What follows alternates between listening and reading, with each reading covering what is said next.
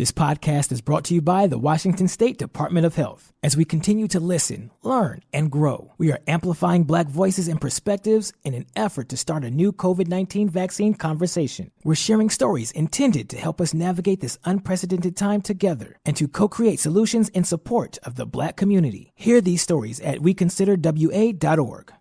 The best defense is a good offense. So before the sewer backs up into your home and wreaks havoc, stop freaking and call Beacon. Beacon Plumbing, Heating, and Mechanical is there for you when you need them most. 1-800-FREAKIN or beaconplumbing.net. Hey, this is BJ. Thanks for listening to our show's podcast. If you're a fan of all things geeky, you should check out my other podcast, BJ Shea's Geek Nation. We have new episodes every day, and you can check it out at bjgeeknation.com. Your home is going into foreclosure and you feel like a financial wreck. You don't know where to turn for accurate information. I'm bankruptcy attorney Travis Gagne. Let's talk about some legal options. If we work quickly, we can propose a plan to save your home, modify the loan, or in many cases even eliminate your second mortgage. The consultation is free. I've helped hundreds of people just like you make informed decisions about whether to save their home or exit it on a reasonable, organized timeline. The chapter you choose sets the tone for the next chapter of your life. Please contact me today at choosetherightchapter.com. That's choosetherightchapter.com. From the DuckDuckGo studios, this is 99.9 KISW and KISW HD1 Seattle. An Odyssey station. This is The Mighty starring BJ and Migs. Mornings. Because, hey, at least once a day, you should experience a BJ. You know, I'm ready for my BJ.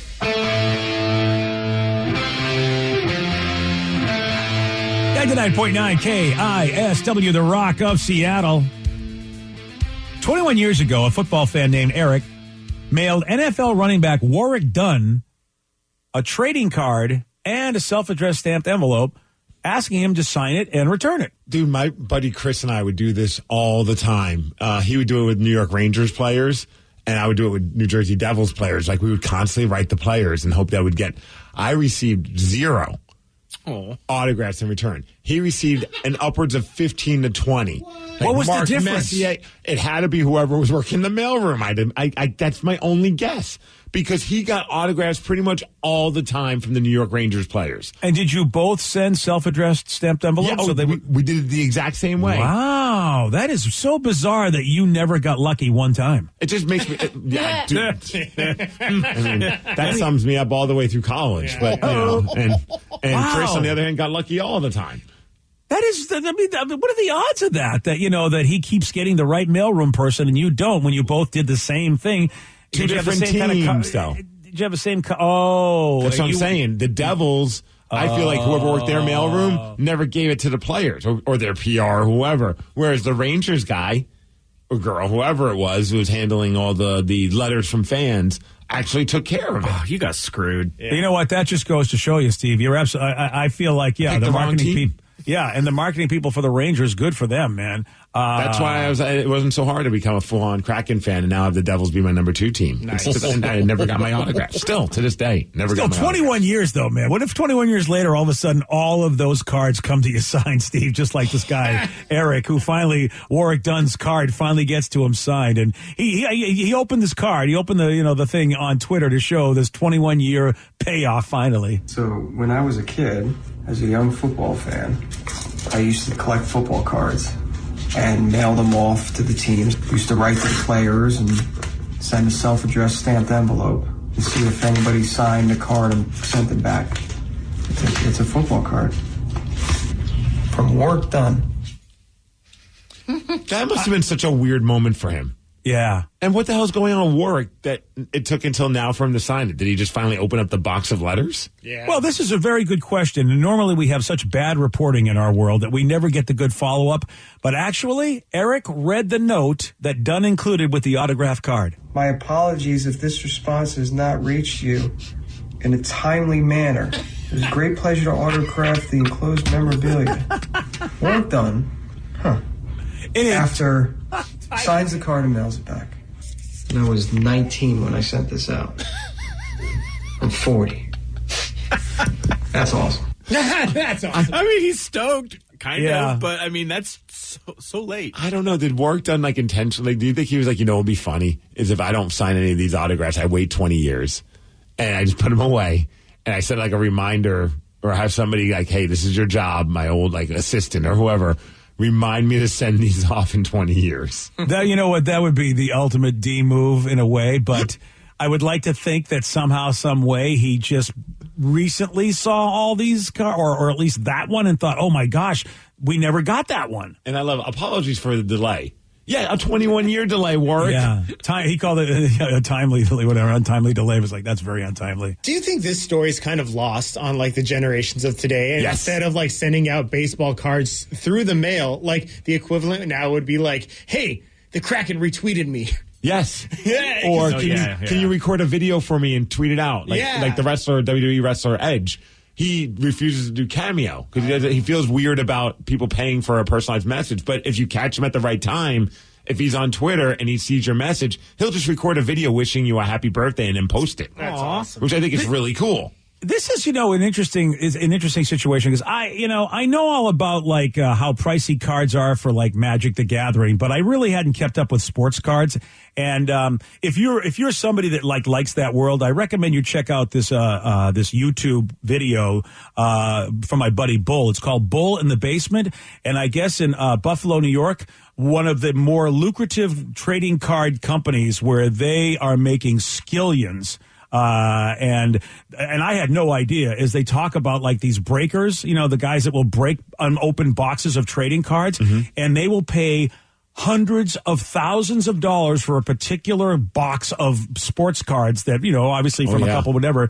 And, they hope that something cool's in there, but really a lot of times it's not. But this guy, so imagine. You wonder what athletes go okay, I signed this, send it back to the guy. What is this really worth now? And do I want to be part of this? Do I want to, it's such, I had no idea the lucrative nature even today. Because I would be like Danny going, does it matter? Is it retweet really something to people? But this sports card business is just nuts lucrative. I got a feeling with this one, and you're right, dude. It's insane how people can make money off of those things. But I feel with this guy is he's a fan. He probably just wanted autographs. I know that just because I relate to that. I remember doing that when I was a teen. And it was such an exciting thing that I never experienced, but my friend Chris did. When in the mail, all of a sudden, you see your handwriting on the envelope, and you're wait a second, this is one of those autographs. And then you open it, which player is it? It's Mark Messier. Holy cow. Yeah. And I'm still crying that Sean Burke never sent me one. Or Ken Danico. I'll remember that, fellas. Yeah, because I do remember that, fellas. When you get a new card, Steve, and you send it along to somebody, you don't know the value of that card because it's new at the time, and you don't know, unless you're really into it at the time.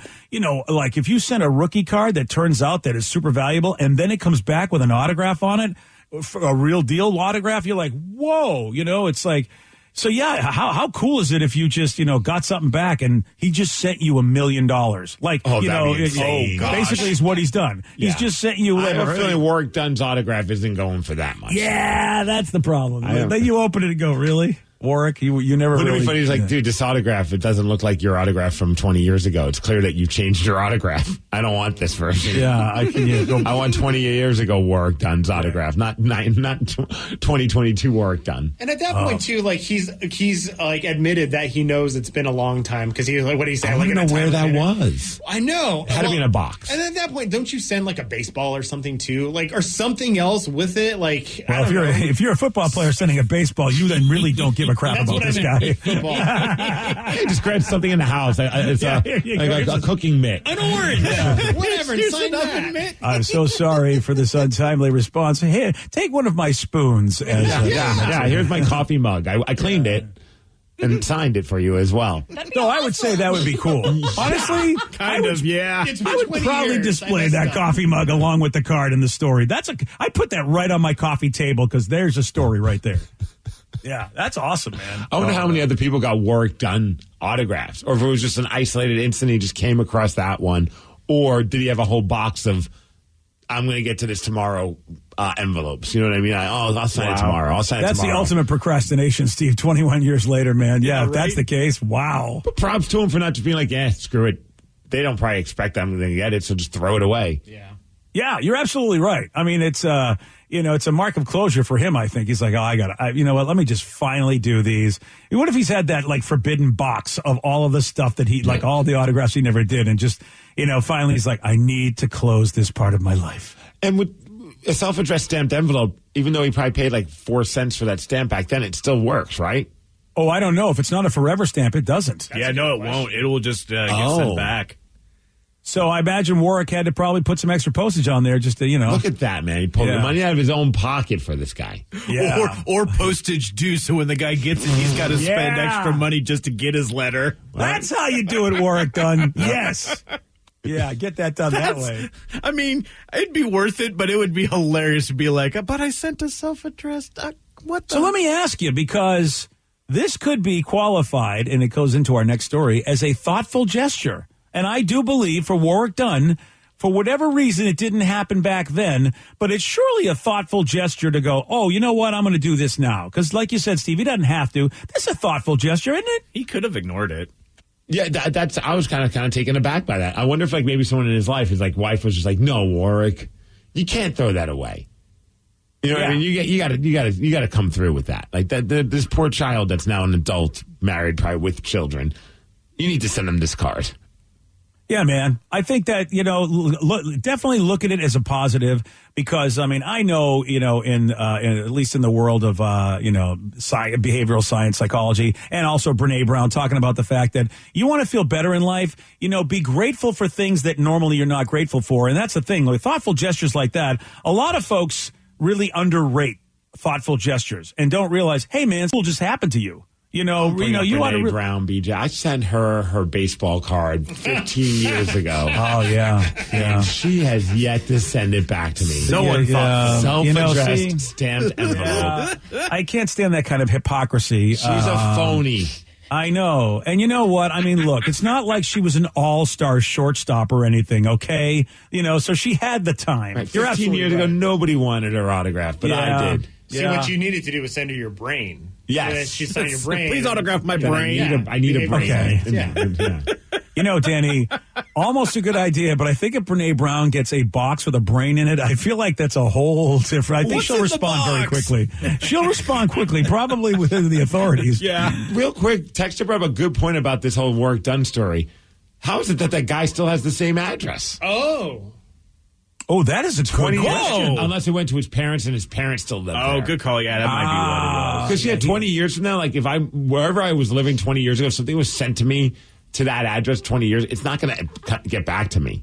Yeah. Unless someone did a Google search or figured it out, spent an extra couple of minutes to try and figure out where I live now. He's not doing that much research. Oh, and especially today, Steve, I don't think anybody, I mean, our parents are the ones that would stay in the same house for the longest time. Right. But as you know, with us, I don't think that, millennials and Gen Zers are going to be in the same house. They're going to have multiple houses over their lives rather than just the one. All the houses. Yeah, all the houses. Whereas, for the longest time, your parents had the same house until relatively recently. Yes. Yeah. Up until like 4 years ago. They lived in the same house that I was born in. Yeah, and that usually happens to older people anyway, whether it's they leave their house and go to another one, downsize, or sometimes go to some sort of, older people places where, That's what my parents are doing, yeah. Yeah, where they shovel the snow for them. And they tell me that year round, even in the summer. Like, we just love it here. Oh, yes. When it snows, they shovel it. Dude, I am 100% with them, and I am nowhere near their, maybe I'm not nowhere near their age, but I wanted that in my 20s. I hated the snow so much. I'm like, I want a professional shoveler. Come on. Did you ever, want to buy the house from them? Or if they would give you that option, hey, we're selling our old house and we're going to move. That would require me still living in Brooklyn. Fair enough. But I did not despise the house. Like, if I was still living in Brooklyn and my parents we're going to go live in New Jersey now in an old person's development, but would you like to have the house? I'd be like, yeah, of course. Nice. Danny, also, and Steve, I think you had a row house, right, basically? It's like the old Cosby show, the brownstones. Yes. I think they call them. But it's just a row of, it's like townhomes, but they're all connected, 12 of them. I got you. Yeah, and you have to, that's city living that you have to love in order to want to have that house. Because I'm with you, Steve. They're in a backyard. It was very rural. A little patch of grass. I think of the first Spider-Man. I think of the Spider-Man movie when he goes out, to empty the trash, and he sees MJ, who lives in that row house right next to him, and you have that kind of close quarters. That's what I think of those kind of homes where, that ain't for me. It's a crapshoot. You really got to like both neighbors on both sides of you. Because we weren't on the end. Yeah, see, that's the problem. And then you can, Hey, Kevin Hart. Man, Kevin Hart, this guy is he is the ultimate prankster, man, because he just sent one of his celebrity friends a vending machine full of condoms. And you think, okay, well, one of his primary targets is The Rock. No, he did not send it to The Rock. So who did Kevin send condoms to? You're going to hear from him at 8:17 on The Rock. This podcast is brought to you by the Washington State Department of Health. As we continue to listen, learn, and grow, we are amplifying Black voices and perspectives in an effort to start a new COVID-19 vaccine conversation. We're sharing stories intended to help us navigate this unprecedented time together and to co-create solutions in support of the Black community. Hear these stories at weconsiderwa.org. For tank and tankless hot water heaters, for clogged drains, for leaky faucets, for toilets that won't flush. Stop freaking and call Beacon. Beacon Plumbing, Heating, and Mechanical is your trusted source to solve all your plumbing needs. 1-800-FREAKIN or beaconplumbing.net. Take the next step toward the career you want, be it business, cybersecurity, healthcare, or more. UMGC can help you get there. No application fee when you apply by August 31st. Visit umgc.edu, certified to operate by Chev.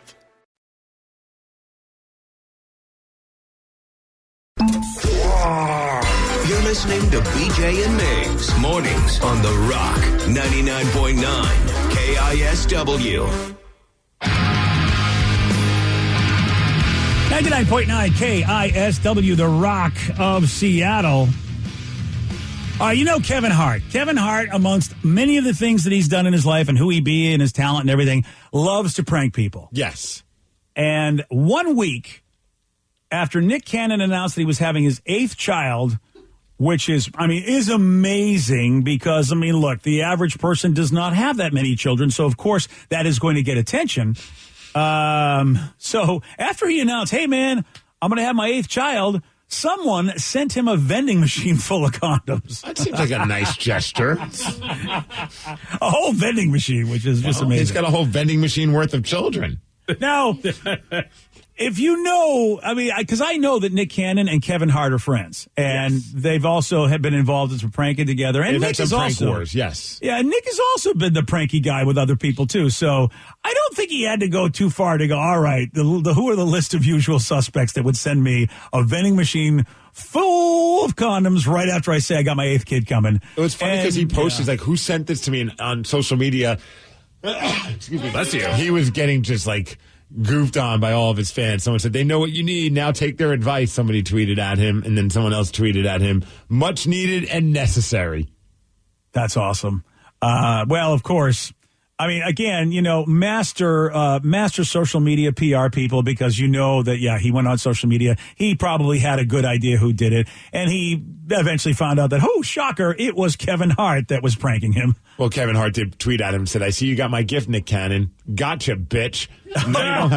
Wow. Now you don't have an excuse because the condoms are free. # prank wars. See, here's the thing, man. The one thing that I give Kevin credit for is he's calling out a little hypocrisy, because prior to having announced that he's having another kid, Nick recently claimed to have been celibate. And, of course, Kevin was like, okay, well, what is this? What is that? You're locking into it? No, I'm done now. The cat's out the bag now. I know, but I'm saying, did you try? How long? I did. I went for about 4 months. Yeah, just say, how'd that celibacy work out for you? 3-4 months. And again, we don't know his definition of celibacy. Does that mean nothing with himself as well? I don't, I don't know, but no, these are the questions that Kevin Hart should have asked. It's a little weird to go, I'm going to be celibate. Next thing you know, hey, everybody, my 8th kid's coming. It's just like, wow, the celibacy did not take, sir. It did not take at all. They got billboards against each other. Now the condom machine. This is great. You know what gets me is that, I mean, look, if you're joking around with Nick Cannon, fine, but Nick Cannon has made himself a great career and definitely has, the resources to have as many kids as he would like. I always tell people, look, man, take a look at your finances, take a look at what your life will be like, and really make the adjustment for the amount of kids you want, so that you don't kill yourself financially. But Nick Cannon is not that. He's not in that boat as far as I know. That guy can support a family as large as he has, which is like, well, have at it then. Have as many kids as you want if you can support them. You're right. I mean, financially you can support them. How do you mentally and just emotionally support that many kids? You know what I mean? That just seems like a lot of time and just everyone pulling you in different directions, especially as they get older. Even when they're younger, like I couldn't even imagine having more than just Tatum. Like Tatum's like exhausting. Like, well, you know what? 2 or 3 more. Like my wife jokingly said, "What if we had 6 kids?" I'm like, "No, like that's not even. I don't even want. That wouldn't happen." I would got to go back in history though to figure out what to do, Steve. I would give myself a vasectomy if I had to. Oh, after listen, the 3rd child. I would like to make give me the sharpest knife. I'm going to make that a pay-per-view event. Sorry. If you ever do that, Mr. Graphic, I want to make that a pay-per-view event. If you once you have your 3rd child, I'm going to go, ladies and gentlemen, boys and girls, Steve Miggs, live vasectomy. Apparently, BJ will pay for it. I'm sure there's a YouTube tutorial on how to give yourself a vasectomy. Oh, yes, Rev. I'm not checking. I don't think I got to pay for anything, Rev. I mean, he's doing it himself, so I don't have to worry about a fancy doctor coming in and charging me big money. My goodness. It's just Steve Miggs giving himself the chop. I'm also going to put this out there. So you're thinking like 6 kids with the same woman. He has multiple. No, I know. Man, like that's even more. 5, Vicky says. Like 5 baby. Oh, he's mamas, got 5 different moms. Yeah, they're not the same mom. Which is like on top of that. So you have the craziness of the kids, and then you have the craziness of your exes dealing with each other. Which I guess if you have $30 million, it's fine. That's a lot of drama, even for $34 million. Yeah, I mean, it is, unless you hope that because financially Nick can make life a lot better than the average person. I mean, look, money not being an issue does help out stress in a relationship. And look, you know what? Sometimes the person you make a baby with is not the person you're supposed to be living with. Like you guys can get along to a degree. Maybe you can be great parents together for a child, but you just don't, and what if Nick Cannon has just found a lot of women that he ends up being in a good parental relationship with? It's like, I mean, I'm giving him the benefit of the doubt. No, but I mean, I wouldn't be able to handle it. And they're like, hey, are you coming to my softball game? No, I got to go to this dance recital. Or are you going to this singing performance? Like, I understand the money part. That's great. Like, yeah, that would be nice, and I have to have that stress. But then there's still the stress of I need to be a father, and I have 8 kids. And 2 of them with Mariah Carey, there were twins. And then in 2021, he had 3 babies. So in the course of 1 year, he had 3 kids. All right, the twins are set because both of those people have great careers. So as far as money goes, those twins are not going to have to worry about financial stress because Mariah and Nick are successful. I don't know about the other moms, but those 2 twins should be fine. And for the bonding moments, I mean, he literally can field almost a full softball team. So I mean, that's just they have to do so many group activities together. But then at that point, it's dad time all around. Dude, I literally was thinking the exact same thing. He just needs one more, or he's just the pitcher of the team. That's what I was thinking. Yeah, right. Yeah, I mean, and they could have the Cannons. Yeah. Oh, that's even a good name. Yeah, good job. Where do they live? I imagine Orlando. So it's or the Orlando Cannons. But no, it's just Nick Cannon's family. Yeah, exactly. They live down the street in Orlando. that softball team, that Family Feud show, come on. Wow, yeah, right. Yeah. I mean, we're pretty much, there's going to be a reality show of the Cannons. At some point. Oh, yeah. You're absolutely right. There really should be. It's like that Sister Wives show does really well because the dude, they're all his kids, but there are 4 different wives. And Nick Cannon could do a very similar show, except instead of all living in the same neighborhood like they were, at least at one point of that show, Nick has got to fly all over the place to where all these kids live and try to be a dad. He owns his own network, too. Right? Doesn't he own Nickelodeon so he can make something? It's made for kids. SpongeBob could be a babysitter. There you go. Yeah. With all this said, though, have we heard anything negative about how, the parental situation is going on with Nick Cannon? I don't think I've heard much. I haven't kept tabs on that. I did read an article once where he said something along the lines of every single one of the babies have been planned. All the pregnancies have been planned, according to him. Well, that's cool. So, it's not like, crap, I, knocked you up. It's, hey, we wanted this. So at least that's nice-ish. And like I said, like Steve said, he hasn't kept up on him. Neither have I. But usually if there was a giant scandal, Nick's got a target on his back because, of course, he's got 5 different moms for his kids. So you think if anybody wanted a National Enquirer this BS, it would be, happening. So I feel like he's making it work, and I haven't heard too many complaints about it. So, hey, the guy seems to be figuring it out, which... How cool is that? How many kids have one parent, or 2 parents and have miserable lives? Whereas, the Nick Cannon situation, nobody's complaining so far. Thanksgiving's got to be a trip. Oh, how do you even get that done? Yeah. Is he got to bounce around at like Christmas? How you have to go to everybody's house? Or does everyone come to the Cannon house and then like all of his exes bring their significant others and maybe if they have other kids? Like that just sounds like I'm getting anxiety and I'm not even a part of this family. Like just to think what like Christmas Eve would be like. Yeah, that's a really good point, Steve. But if you're Nick Cannon and you're doing this kind of lifestyle, I hope he understands that the women he moves on from are going to have other people, and you got to be cool with that. And hopefully the other people are cool with the fact that, look, we got to go to Nick's house because he's the father of these children. I hope, money, I hope at least cures anybody's bitterness as long as everybody feels like they're able to take care of their bills and the kids are supported. Because that'd be fun. I have to say, dude, if all of a sudden I'm with, Mrs. Cannon number 3, and all of a sudden I'm getting to hang out with Nick Cannon, and also, my bills are paid because, everything's cool, the kids are good. And and I'm liking my wife.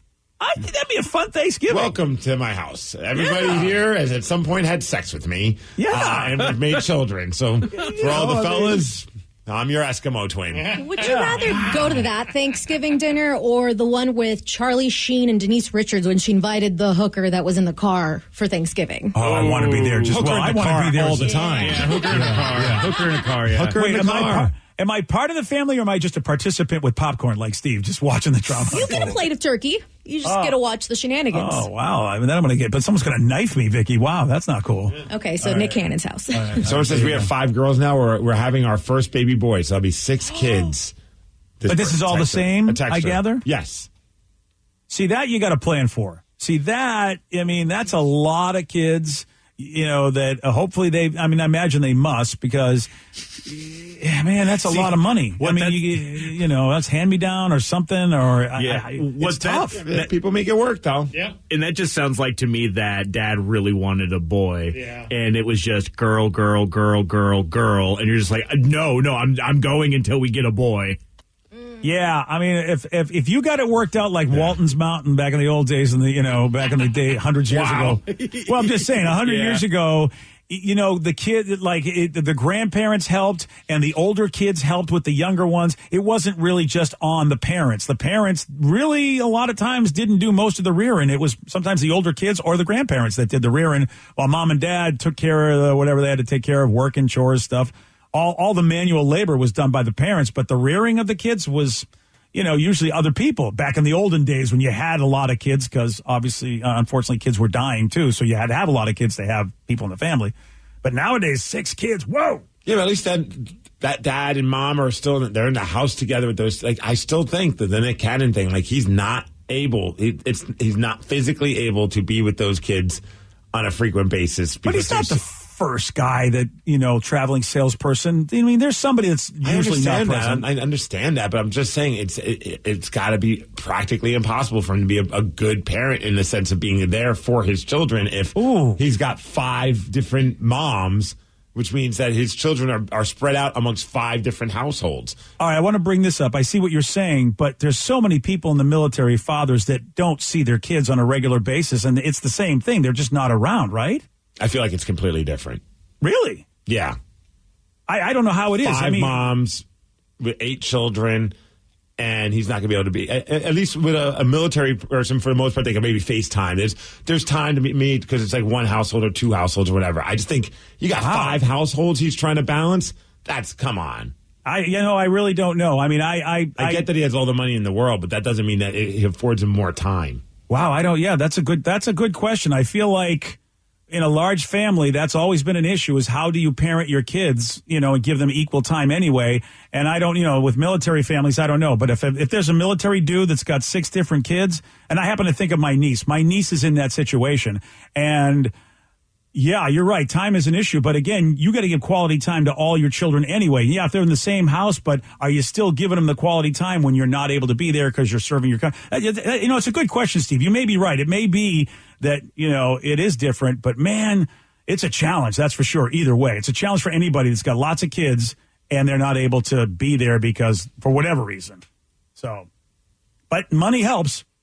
I'll tell you that right now. I mean,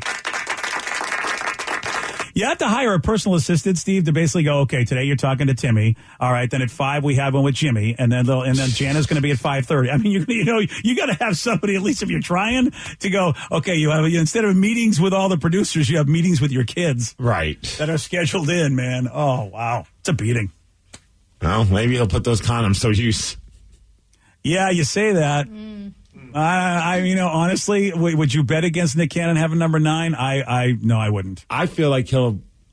So what do we think? Over under? Will he hit 10? Ooh. I think he'll stop at 10. Whoa. He'll get to 10 and then I feel like he'll hit 10 and be like, well, I'm already at 10. Might as well go for 11. What's the modern day record? I mean, if we're looking at numbers, I mean, if I'm Nick Cannon, I'm going to go, you know what? I'm going to go for the modern day record. Who's got the most kids in the family? Because, as you know, you can go into your 70s and still have kids. So, why not? Well, they had that show 19 Kids and Counting, so, I mean... Oh, the Duggars or whatever? Those guys? Yeah, Duggars. Yeah, that didn't work. That didn't work out for some of them. He should get like an island and have all the houses on that little island. And Cannon Island? Yeah, and then he just walks the streets and be like... Are you one of my kids? Yeah. Oh, it's good to see you. I don't think you'd have to ask at that point. If it's their own island, you don't have to worry about it, Well, one was like, no, I'm just visiting your son. Oh, okay. My bad. Sorry, I thought you were mine. Yeah, you're right, because they do have friends, and I guess that would be the joke. That's the game. There's the game show. Does Nick know his kids, or are they friends of his kids? And then, you win money if you make the right guess. And I have a hard enough time remembering the names of some of the people that work here for the last 20 years. Yeah. How do you remember all the kids' names? They all have to walk around with shirts that say, like, John... Yeah, Nick Jr. Or are they all named Nick? Yeah, dude. The George Foreman way, man. Now you know why George Foreman was a genius. Because George also had a lot of kids, and this is how he was able to make it work. Nikita. Yeah. Just with the same letters. Nikolai. That's perfect, actually. Oh, Nikolai's a great name. So if you mumble, they can't tell the difference. Oh, you just go, well, Nick. Yes, Mickey. yeah. Oh, yeah. You've got a lot of great Nick versions of names. Yeah, I think you're onto something. That's what he needs to do. Yesterday, Steve, he did get this one wrong. On a standard computer keyboard, the ampersand shares a key with what number? 5? No. 8? No. 6? No. 9? No. 5, 4, 3, 2, 1. No. Who is Kim Kardashian? Yes. Man, that was so awesome how you just decided, you know what, I'm going to name every number but 7. Right. Right. That was fantastic. All right, you want a shot at Beating Steve? You got it. 206-421-ROCK. We're playing Beat Migs. We'll do that at 8:50 on The Rock. Today's podcast was brought to you by Travis Gagne, bankruptcy attorney. Here's another question from a listener. Can I leave things off of a bankruptcy, like my car? You have to list all of your assets and creditors when you file bankruptcy. So you would have to tell the court and the trustee that you have the car or that you have a car loan. You could say that I want to keep my car and continue to make my payments on the car. But the court will need to know that you have a car and that you may have a payment on the car. So by leaving it off the bankruptcy, if you mean that you cannot disclose it to the court, the answer to that is no, you must disclose it. However, that does not mean that you'll lose those assets. You'll be able to keep things like a car and a house in almost all cases, but you must disclose them to the court. But you'll need to continue to make payments on a house or a car that you intend to keep. Thanks, Travis. If you have more questions about bankruptcy, you can reach out to Travis anytime at ChooseTheRightChapter.com. That's ChooseTheRightChapter.com. Thanks for listening. This podcast is brought to you by the Washington State Department of Health. As we continue to listen, learn, and grow, we are amplifying Black voices and perspectives in an effort to start a new COVID-19 vaccine conversation. We're sharing stories intended to help us navigate this unprecedented time together and to co-create solutions in support of the Black community. Hear these stories at WeConsiderWA.org.